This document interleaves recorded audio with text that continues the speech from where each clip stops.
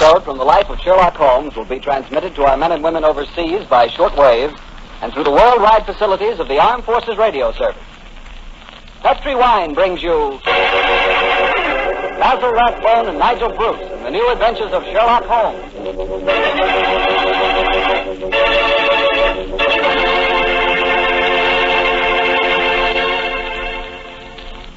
The Petri family, the family that took time to bring you good wine, invite you to listen to Dr. Watson tell us another exciting adventure he shared with his old friend, that master detective, Sherlock Holmes. Well, right about now, you're probably taking a little breather in your last-minute rush to get everything ready for the big day tomorrow.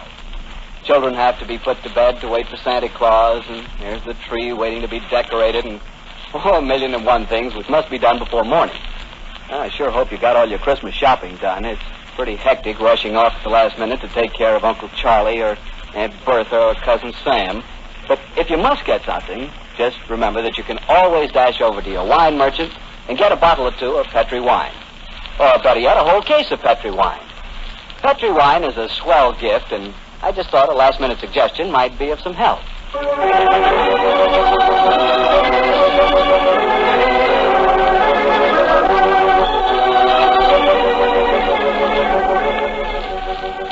And now I'm sure our good friend Dr. Watson's waiting for us, so let's go in and join him.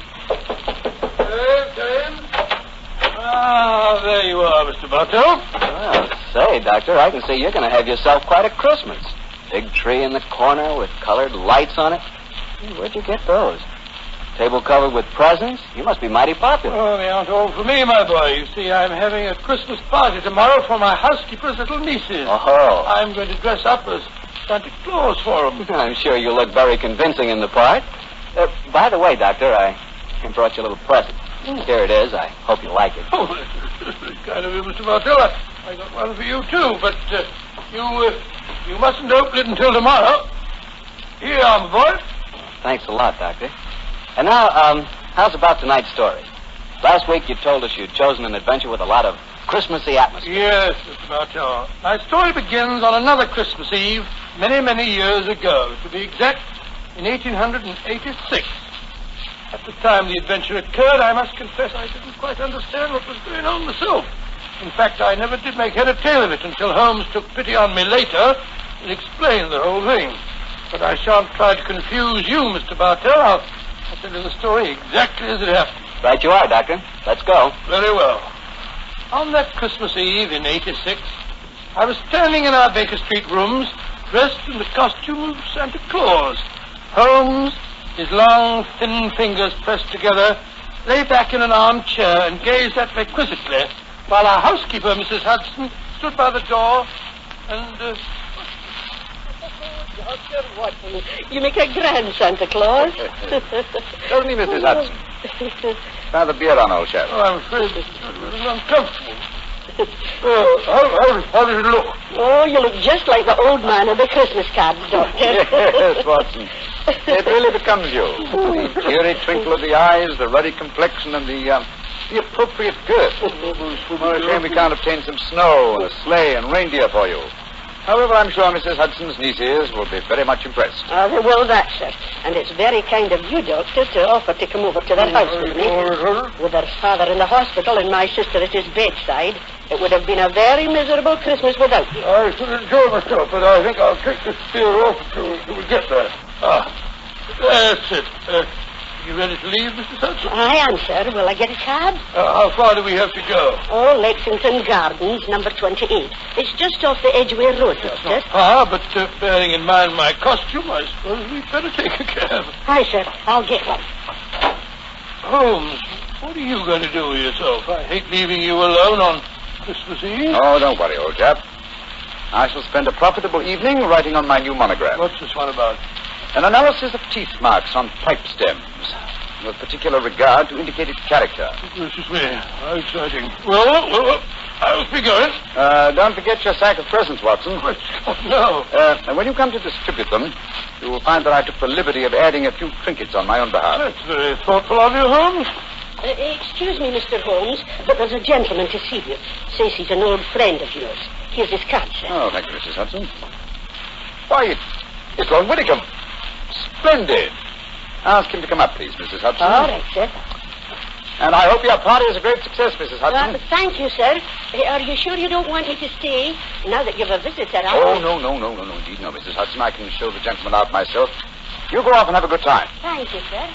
I wonder what Lord Willicombe wants. Perhaps I should stay. Oh, certainly not, old chap.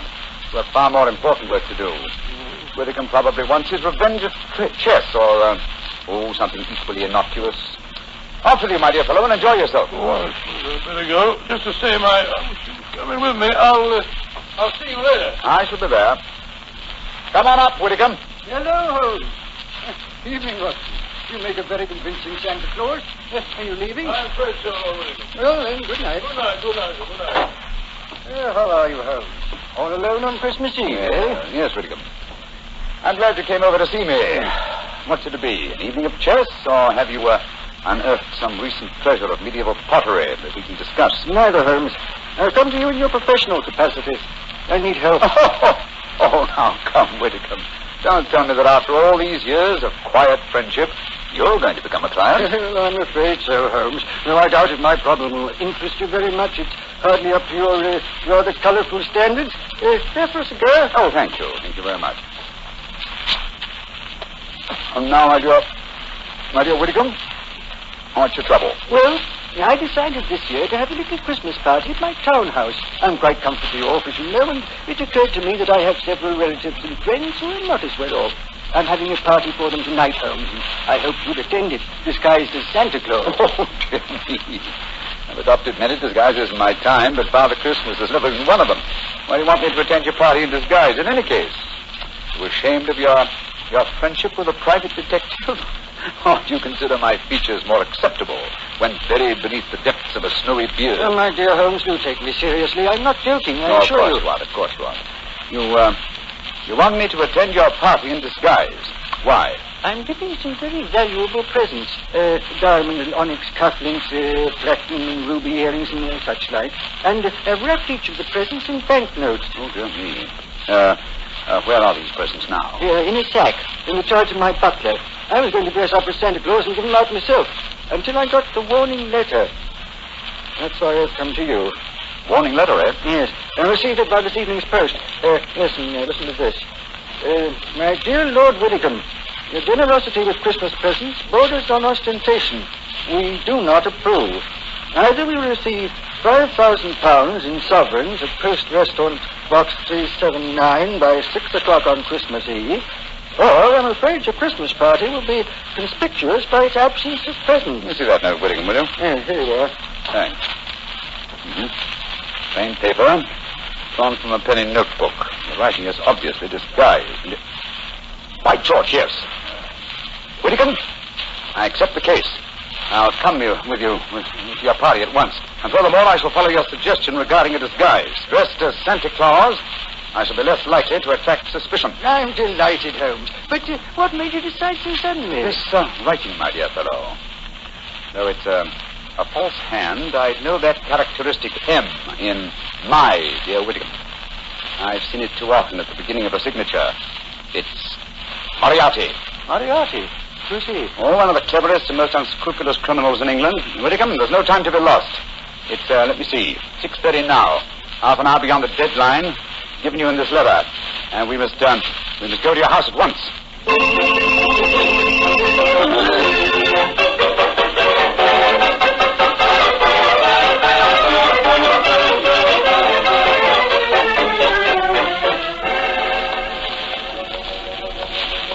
This is as far as the cab can take us, Doctor. Here you are, cabby. Here's 5 shillings for you, and a Merry Christmas to you. Oh, bless you, Governor. And a Merry Christmas to you, too. Thank you. You said you wanted to get into the house through the back way so that you could surprise the children. Yes, I thought I'd pretend to come down the kitchen chimney. Oh, you can get to the back of the house by going up the alley here. I'll go in the front door. Splendid. Which is the house, Miss Hudson? Number 28. It's the third one down the alley, Doctor. I'll have the back window open in no time, and you can slip in without any of the bare ceiling. Oh, very well. Gloomy little street, I must say. Well, where's the music coming from? Oh, it's from that temple across the street, Doctor. The disciples of the Octagonal Square, they call themselves. Oh, what on earth do you suppose that means? Some newfangled cult. Heathens, most likely. Hello, I'm not the only Santa Claus abroad tonight. Look at that fellow across the street there. Oh, dressed just like yourself, Doctor, and carrying a sack, too. He's running up the steps to the temple. Well, Scotty, he slipped on the ice. Oh. What is Hollywood? Here. Let me help you up, sir. Oh, now, you be careful, Doctor. Do not trip up yourself. Here, now, give me a hand. Thank you, sir. It's silly of me, wasn't it? Oh, we Santa Clauses have to help each other, you know. Up you come. That's it. Oh, gracious me. Oh, Doctor, I told you to be careful. Now you've fallen, too. Oh, it's this confounded red coat of mine. It tripped me up. Oh, did you hurt yourself? Oh, I'm all right. How about you, sir? Oh, I'm all right, thanks. It's silly of me to run, wasn't it? Here's your sack, sir. Thank you. Good night, and Merry Christmas. Same to you, sir.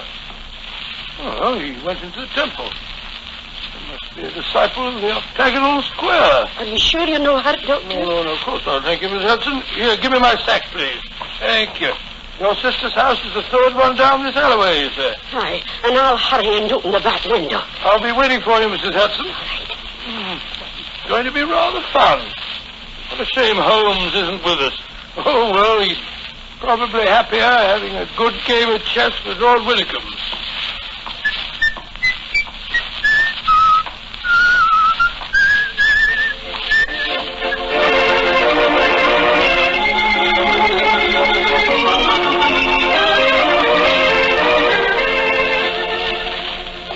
This is my house, Holmes. Number 39. 39 Branston Square, eh?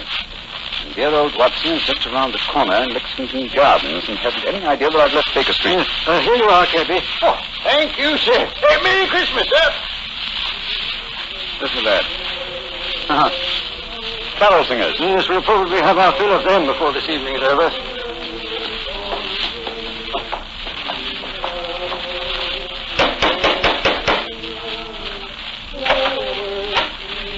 Good evening, my lord. Have the guests arrived, Hargreave? Most of them, sir. They're in the library. You brought another Santa Claus with you, I see, my lord. Another Santa Claus? What do you mean? A gentleman arrived 3/4 of an hour ago, sir, dressed as Santa Claus.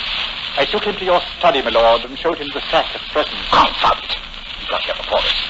Where is this study? This way. I hope I didn't do wrong, my lord. You told me that a gentleman dressed as Santa Claus would be coming here. Dear me, the gentleman appears to have gone. Yes, and the sack containing the presents with him. But he can't have left the house, my lord. I've been watching the front door. Yes, and while you were doing that, he stepped out through the window here. The catch is undone. Hargreave, describe this man. I can't tell you much about his appearance, I'm afraid, sir. He was dressed as Santa Claus, just like yourself. But I did notice one thing about him, sir. Oh, what was that? He lisped, sir. It was quite pronounced. Of course. Lou, the lisper. Who on earth is Lou the Lisper? One of Moriarty's most trusted accomplices. Fortunately, though, I've had news of him lately through my underworld grapevine. You know where he lives? He's reputed to have some connections with a new cult that call themselves the Disciples of the Octagonal Square. Their headquarters are just round the corner from here. Then let's go there at once. Of course, and Hargreave. Yes, sir. Get a message to Scotland Yard as fast as you can. Ask for Inspector Lestrade. Tell him to join me at the Temple of the Octagonal Square in Lexington Gardens as soon as possible.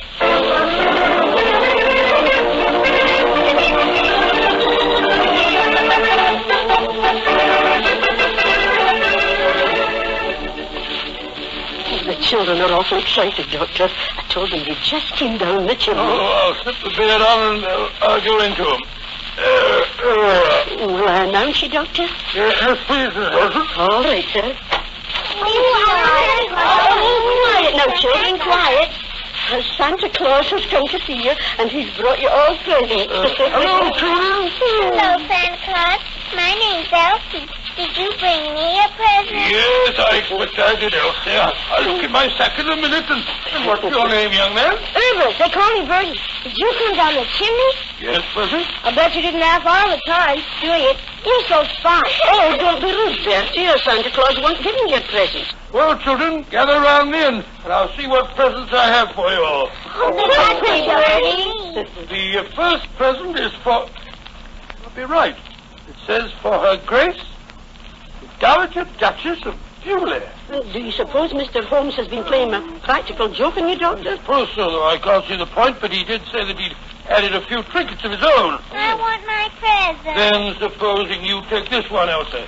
Ooh, thank you. And this one is marked in red one, Arthur Carter. I know what Holmes is up to. Here are, Bertie. Ooh, thanks. And this is for you, Lionel, because you've been a good little boy. It isn't very big, is it? I wanted a dog. Oh, what a dog is. Well, I'll bring you a dog next year, Lionel. Dr. Watson. Yes, Look at the wrapping on these presents, Doctor. They're 20-pound notes. Great Scott. Ooh, look what I got.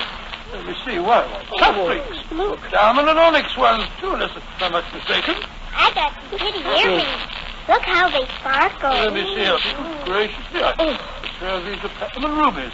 And bundles going on. I want my earring back. Give me back mine, too.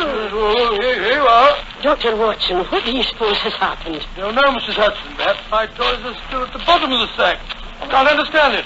I wish Holmes were here instead of dozing in front of our fire in Baker Street.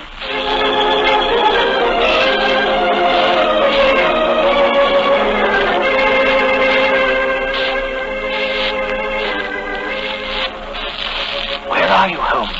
Here by the bed. It's the only room in the temple that gives any signs of having been lived in. I think our bird's in here, but I'm afraid he's flown. She Inspector Lestrade would get here. Strike a match, will you, William? Yes, right. Here's a candle on the table. Just as I feared. Look on the bed. A red coat and a beard. Yes, Lou the Lister has discarded his disguise and gone, and with him, I fear, your valuable person. Wait a minute. Here's a sack lying on the floor, perhaps.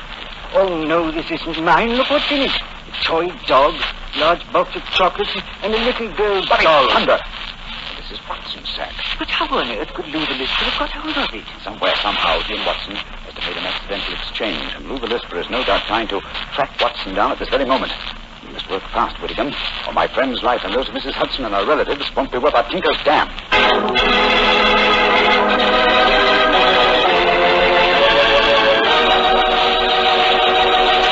Oh, now, Doctor, you can't break off your story there. Oh, yes, I can, my boy. Before I go on, I thought we'd have a glass of port just to freshen us up.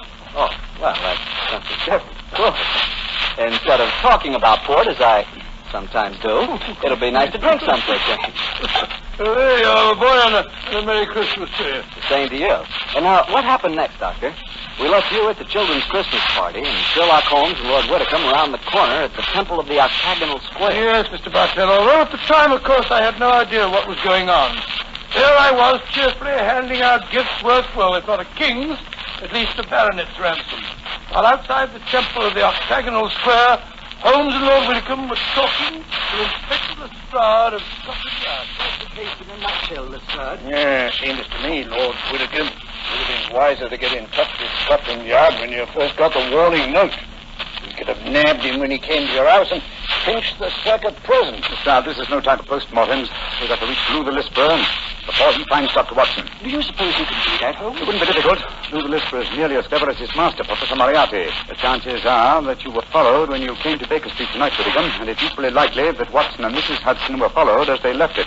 Moriarty seldom leaves anything to chance. So where did Dr. Watson go tonight? 28 Lexington Gardens is just around the corner from here. Well, then let's go there at once. Right now, quarter your way?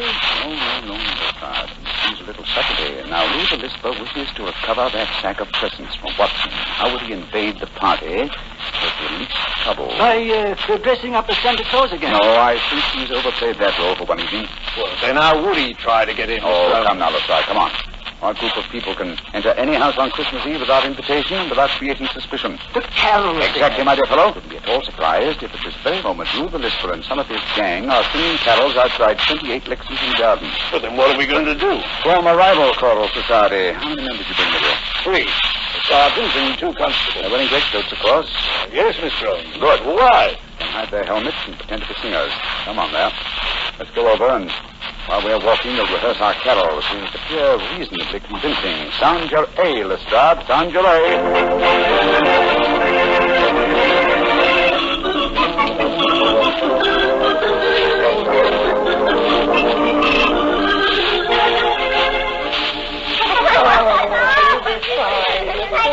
Why, did your back, Santa Claus? No, you mustn't make Santa Claus too tired. Oh, it's all right, Mrs. Hudson. Now, hop on, Lionel, hop on. There we go. Can't they come inside and sing for us, Santa Claus? Yes, of course they can. Ask them to come in, Mrs. Hudson, will you? Come on, let me get on your back. No, take it easy. I want to see the reindeer, Santa. Reindeer, they're up the roof, buddy. I'll climb up and see it. No, you mustn't. They're asleep. Oh, here are the carol singers. Good evening, gentlemen. Good evening, and Merry Christmas. Would you like to sing some carols for the children? And Fred, I'm sure you'd like a little drop of something to warm you up. Oh, thank you, sir. We should like that. I've seen you before somewhere, my man. No, sir, I'm sure you haven't. Come on, men, let's sing Good King Wenceslas. Good King Wenceslas, look down on the streets of peace.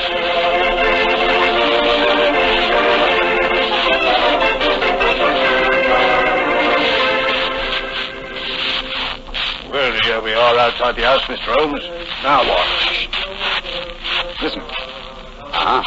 Through the lister and his men are already there. Are we going in now? In a moment. Now, men, you all have your truncheons handy? Yes, Mr. Holmes, we're ready. Splendid. Now, remember, when you're inside and I yell, Merry Christmas at the top of my voice, you bring out your truncheons and get Lou the lister and his gang out of there as quickly as possible. Don't arrest them until you get them outside again, Lestrade. I don't want to frighten the children. Right on, Mr. Holmes. We're ready. Just give us the word and we'll go in and get them.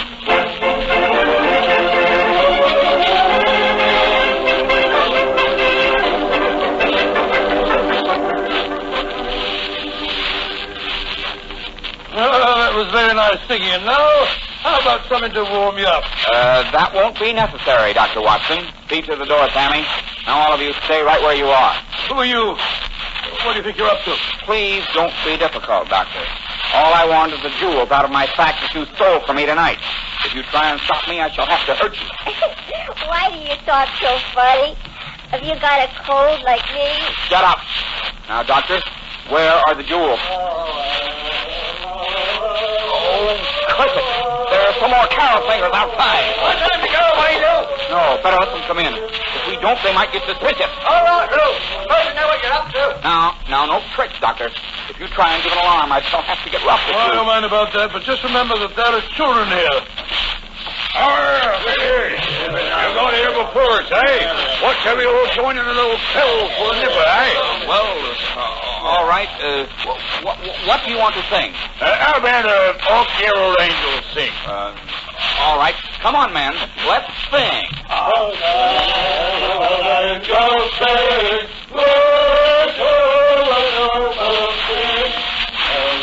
Merry Christmas!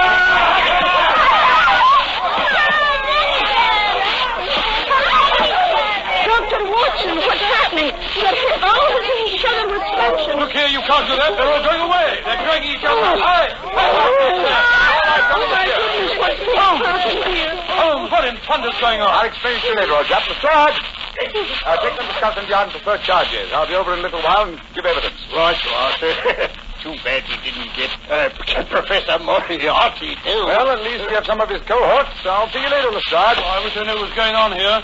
Is Moriarty fixed up in this business?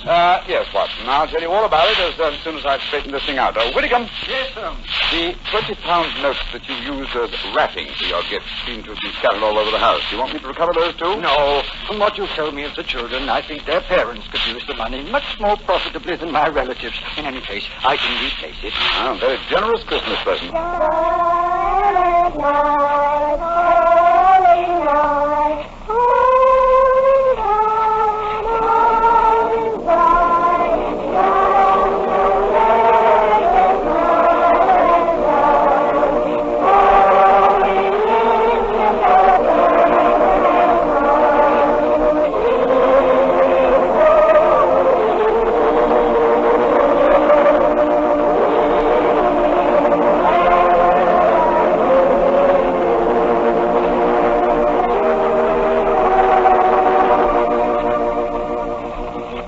Doctor, that was a swell story. On a Christmas Eve like this, do you ever wish you were back in Baker Street celebrating Christmas Day? Oh, at times, yes. But actually, Mr. Bartell, I'm very happy right here in my little home. And what with the troubles of the world on their way to being settled, it looks as if this is the brightest Christmas that I've ever had. That's how I feel about it, too, Doctor. Well, I hope that all our friends listening is just as happy this Christmas Eve as we are. And speaking not only for myself, but I know for all of us, and for the Petrie family, too, we wish every one of you a happy Christmas from the bottom of our hearts. God rest ye merry, gentlemen.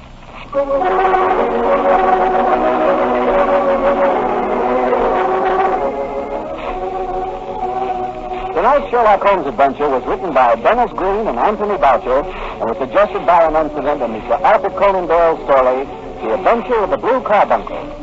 Music is by Dean Faulkner. Mr. Rathbone appears through the courtesy of Metro-Goldwyn-Mayer, and Mr. Bruce through the courtesy of Universal Pictures, where they are now starring in the Sherlock Holmes series.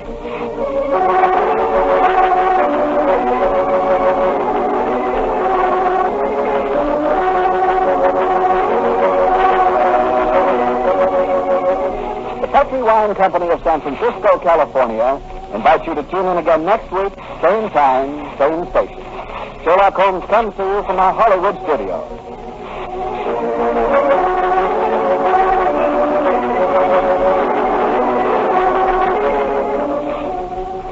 This is Harry Bartell saying good night for the Petrie family. This is the Mutual Broadcasting System.